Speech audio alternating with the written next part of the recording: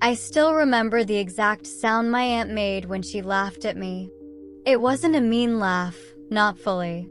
It was that particular kind of laugh that people make when they think something is so ridiculous it doesn't even deserve anger.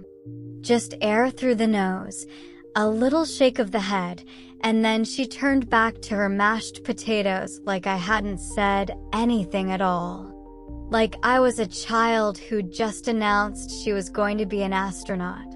I was 22 years old, sitting at my grandmother's Thanksgiving table in Columbus, Ohio, and I had just made the mistake of telling my family what I actually did for a living. She runs a little blog, my mom said, and the way she said it, with that soft tilt of her voice, it was like she was apologizing on my behalf. Like she was bracing for the judgment she knew was coming.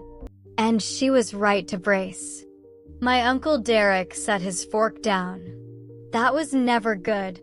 Derek was the kind of man who worked 31 years at the same manufacturing plant, took his lunch in the same brown bag every single day, and had opinions about what counted as real work and what didn't.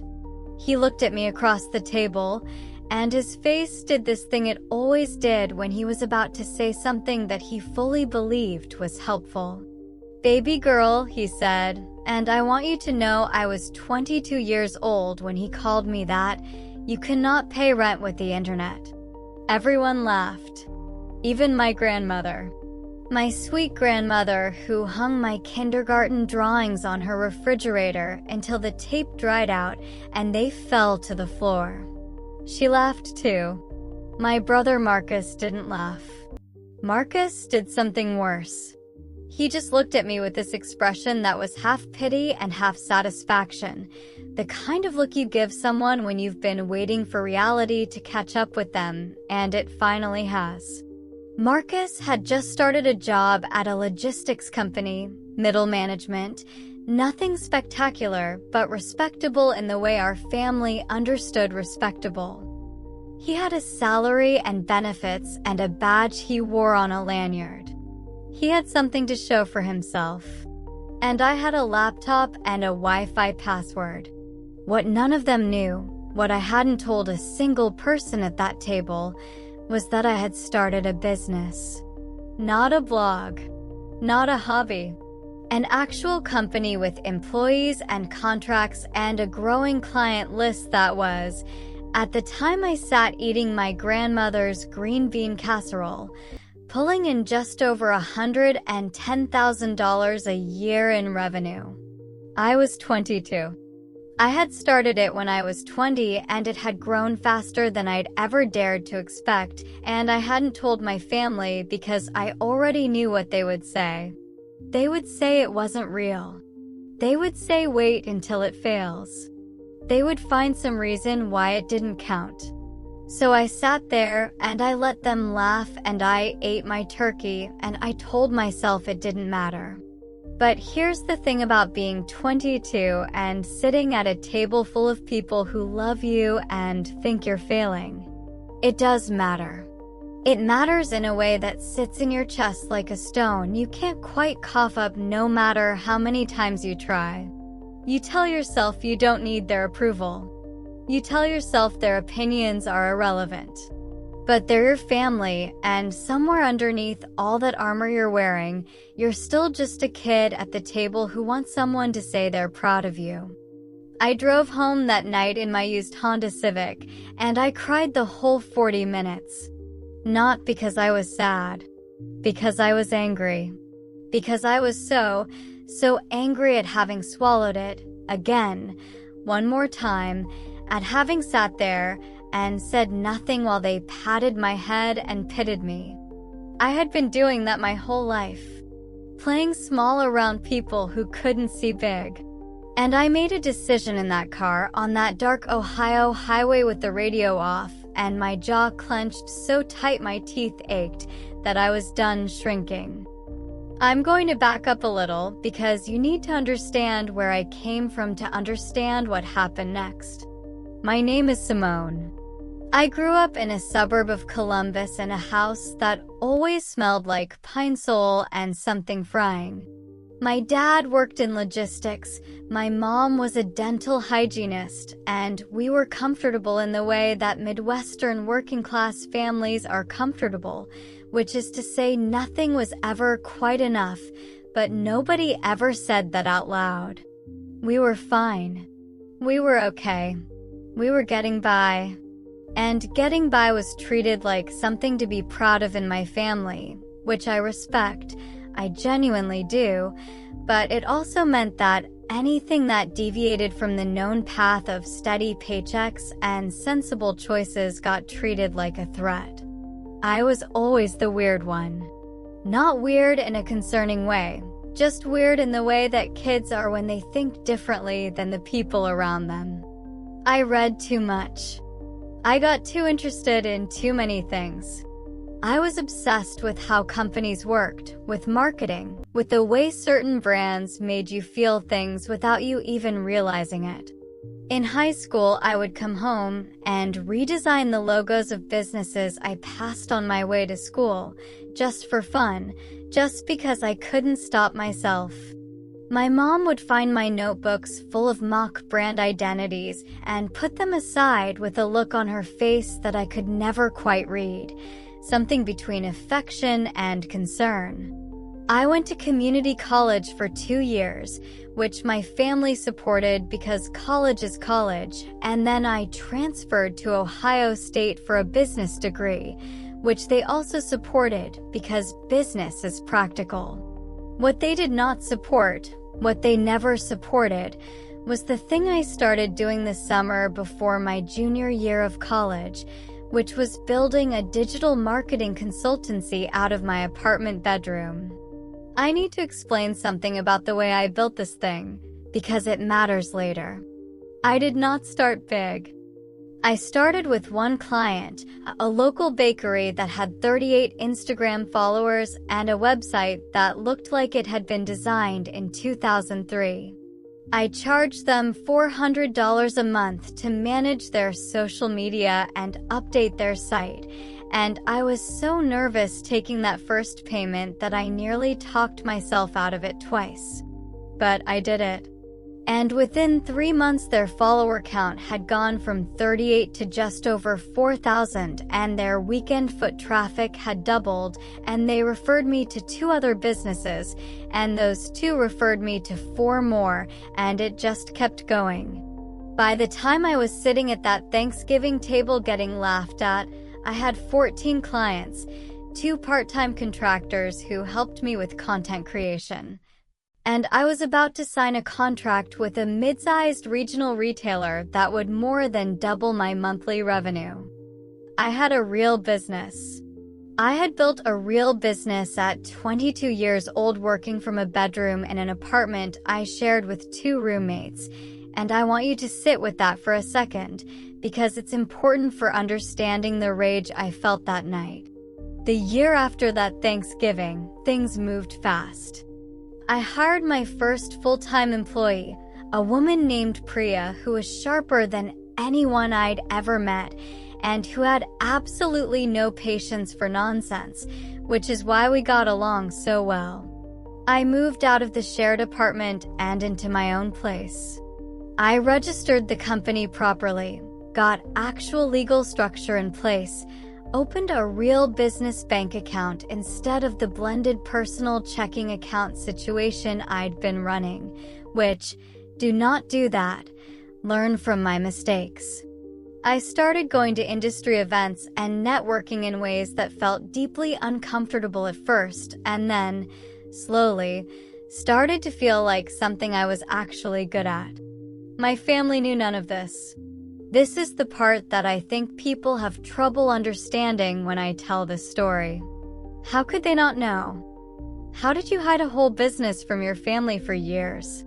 And the honest answer is that I didn't really hide it.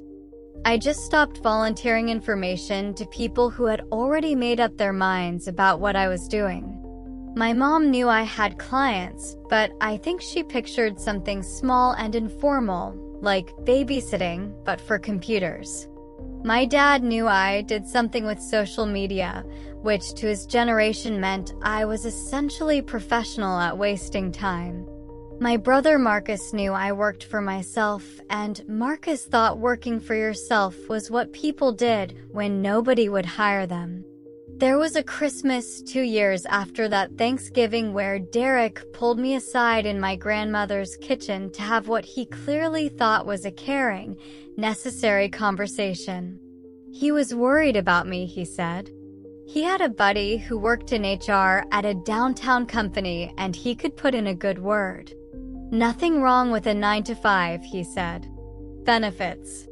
Stability. A retirement plan. He looked at me with so much genuine concern that I almost told him the truth right then. Almost.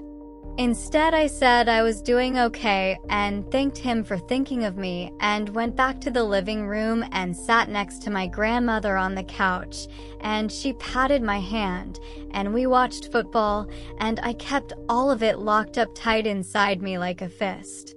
My grandmother. I need to tell you about her because she's actually important to this whole thing, not in a dramatic plot twist way, just in a this is what keeps you going way.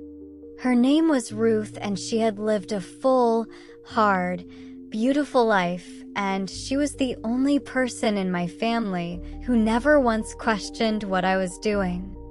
Not because she understood it, she absolutely didn't. She thought the internet was something that lived inside the phone like a tiny television, but because she understood something more fundamental than that. She understood that some people are made to go a different direction. She'd been told once, by her own mother, that she was too stubborn to amount to anything. She'd raised 3 kids mostly alone after my grandfather passed young. She knew something about being doubted. You know what you know, she told me once, when I was home for Easter and feeling the weight of everyone's low expectations sitting on my shoulders. You don't need them to know it too. I kept that so hard. By the time I was 25, the company had grown into something I genuinely could not have predicted when I started it. We had a team of 11 full-time employees. We had a client roster that included several regional brands and 2 clients that people would actually recognize. We had an office, a real one, with a lease and a coffee machine and a standing weekly team meeting that I ran. We were on track to hit $2.3 million in revenue for the year. I had a 401k. I had health insurance. I had, as of 6 months prior, bought myself a house. A small house, a practical house, but my house with my name on the deed. And through all of this, the majority of my family still believed I was running some kind of side hustle situation that probably wasn't going to work out. Then Marcus got fired. I'm going to tell you this part carefully because it's the part that sounds like a story, and I need you to understand it was just life. Just real life doing the thing real life does, where the threads you didn't know were connected start pulling on each other. Marcus had been at his logistics company for 4 years. He'd moved up a couple of times, gotten some promotions, felt settled. He was exactly the version of successful that our family understood and respected. He drove a nice truck. He had a good apartment. He'd started dating someone and everyone in the family liked her. He had arrived at the place he was supposed to arrive at. Then the company got acquired. Acquisitions are brutal in ways that the people inside them don't always see coming. 1 week you have a job and a plan and a future that makes sense, and then some board somewhere in a building you've never been in makes a decision, and the dominoes start falling. Marcus's department was restructured. Redundancies were identified. Positions were eliminated. I found out about it from my mom, who called me on a Tuesday night in late October with that particular tone in her voice that meant something had happened that required a tone. "Your brother got let go today," she said, and I could hear in her voice the effort it was taking her to not cry. Marcus was 30, and this was the first time anything had really gone wrong for him in the way things go wrong for adults, and my mother was feeling it the way mothers feel their children's pain, which is usually more intensely than the children themselves. I listened. I told her I was sorry. I asked if he was okay. She said he'd be fine. He just needed a minute. We talked for a bit longer, and then I hung up and I sat in my home office, in my house, and I looked at my computer screen, and I sat with the strange feeling that was moving through me. Here is what I want to say about that feeling, because I want to be honest. Part of it was sympathy. Genuine, real sympathy for my brother who had just gone through something hard. But part of it, and I am not proud of this, and I'm not ashamed of it either, because it is human and honest, part of it was something else. It was the small, hot flicker of a person who had been told for years that she was doing it wrong. Watching the road she'd been told was the safe one suddenly develop a hole in it. I recognized that feeling and I let myself feel it for about 10 minutes, and then I put it away, because Marcus was my brother and he needed support, not whatever complicated thing I was sitting with in my chest. I reached out to him a few days later, called him up, asked how he was doing. He was doing that thing men do where they're clearly not fine, but they say they're fine with enough conviction that they believe if they just keep saying it, it'll become true. We talked a while. I asked what he was thinking about for next steps. He said he was looking at a few different things, had a couple leads, wasn't too worried. I did not tell him about my company.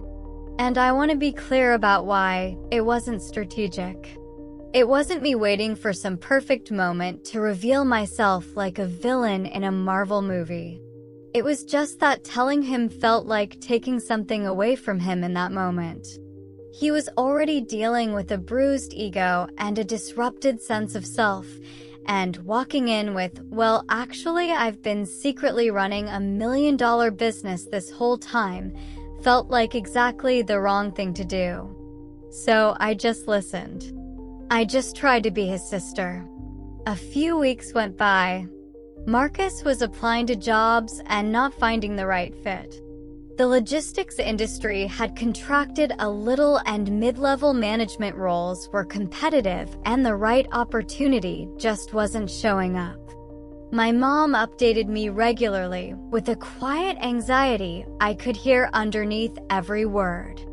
Thanksgiving was approaching, which meant family gathering, which meant the weight of everything unsaid pressing against all of us in my grandmother's living room, with the same cable news channel on in the background that had been on in that living room since I was 12 years old. And then something happened that changed everything. One of my clients, a mid-size regional retailer I'd been working with for about 2 years, came to me with a situation. They'd recently been acquired themselves, larger company, good deal for them, but the acquiring company had brought in their own marketing team, and my client's internal team suddenly had a significant overlap issue. They needed to restructure their marketing operations department. They asked if I could help them navigate it, both in terms of the restructure strategy and in terms of potentially placing some of the displaced staff into roles within my agency or with other clients of mine. This was a conversation I had on a Wednesday. The following Saturday, my mom called me and told me that Marcus had gotten a lead on a position at a company called Clearfield Logistics Solutions, which had recently been expanded and was hiring for a regional operations management role. She'd heard about it through someone at her dental office whose husband worked there. She was excited. It was a good fit for Marcus, she thought. I should check it out. Maybe I could help him network.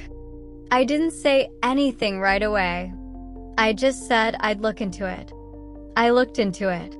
Clearfield Logistics Solutions was a subsidiary of Garner Group Holdings, which was a mid-market holding company that had quietly acquired 3 regional logistics businesses over the past 18 months and had, as of about 4 months ago, become a client of mine. Not a major client.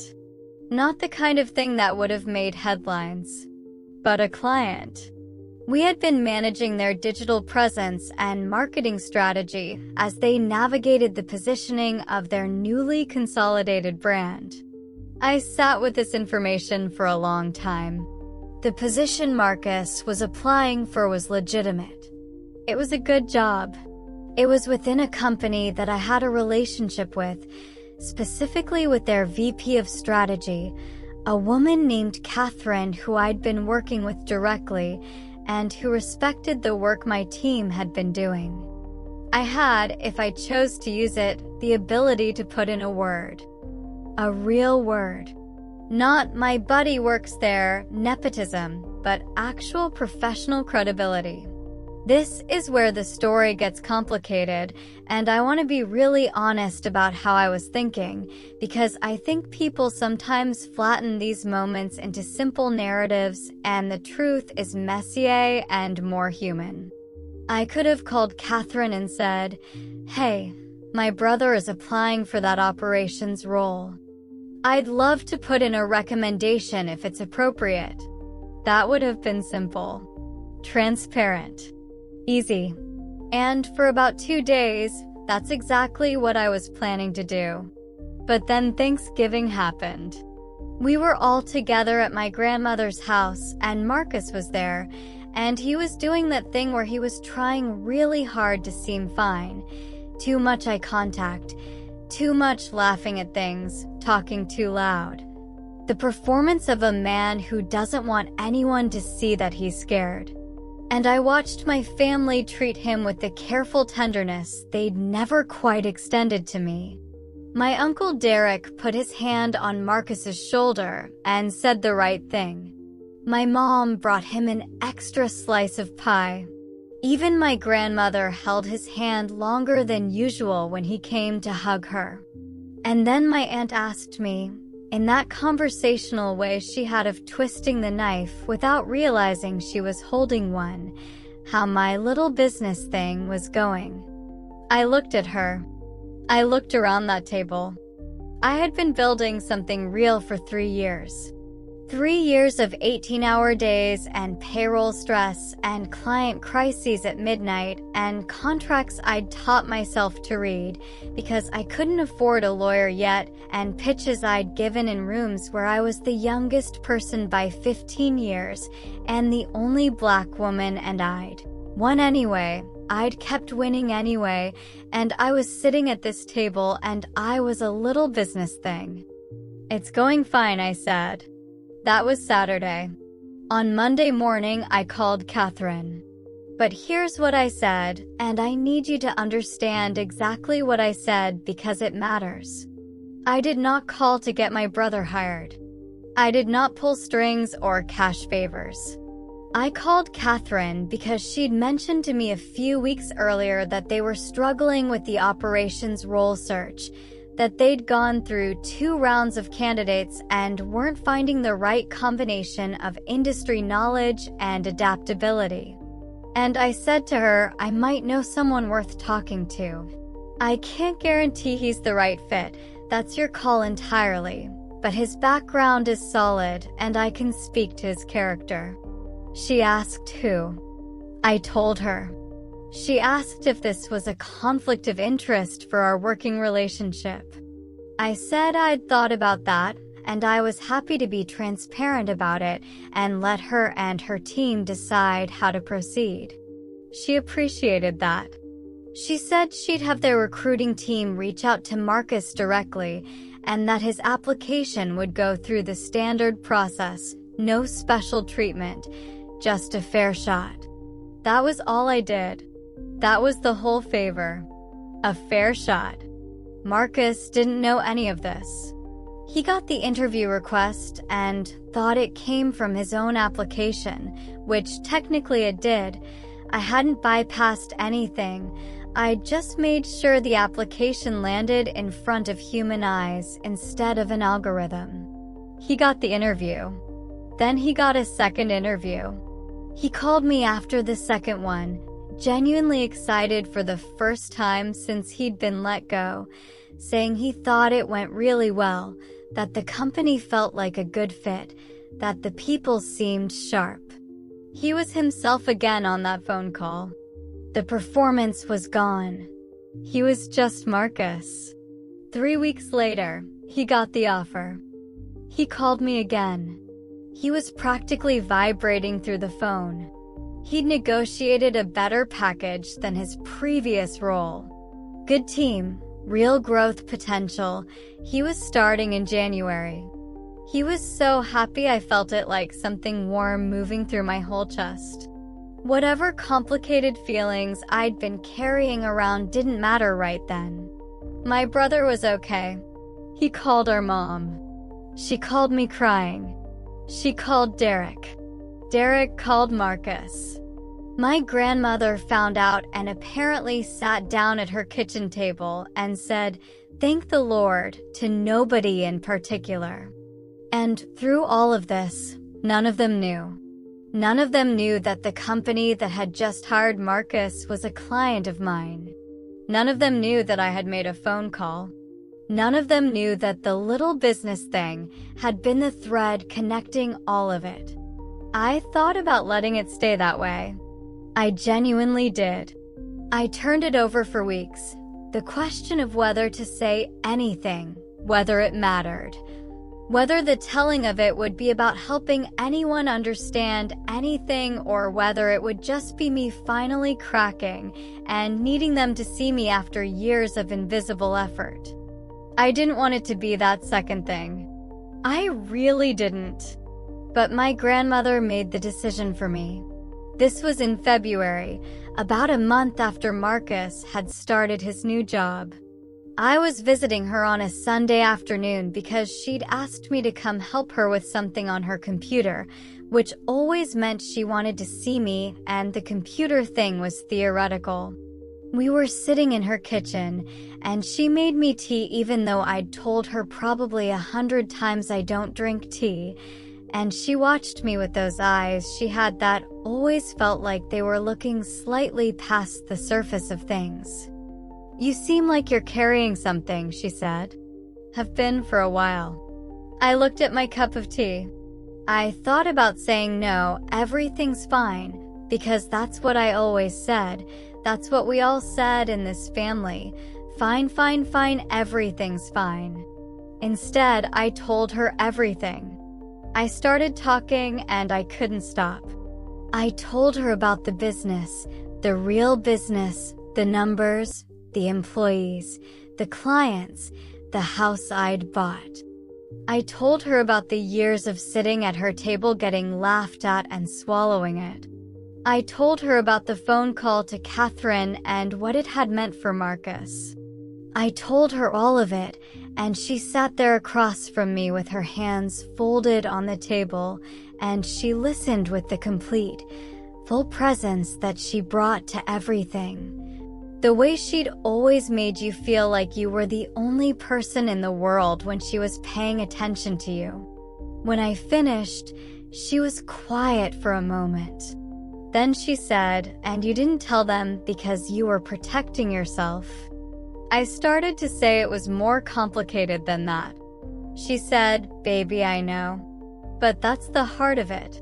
She wasn't wrong. She asked me what I wanted now. Not what I thought I should do, not what was strategic or smart or whatever else, but what I actually wanted. And what I said surprised even me. I said I wanted Marcus to know. Not because I needed credit.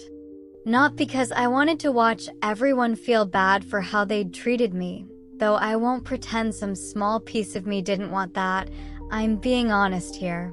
But because Marcus was my brother, and there was now a version of reality he was living in where some stranger had done him a favor, and the truth was that his sister had, And I wanted him to know his sister had shown up for him even when he couldn't see her.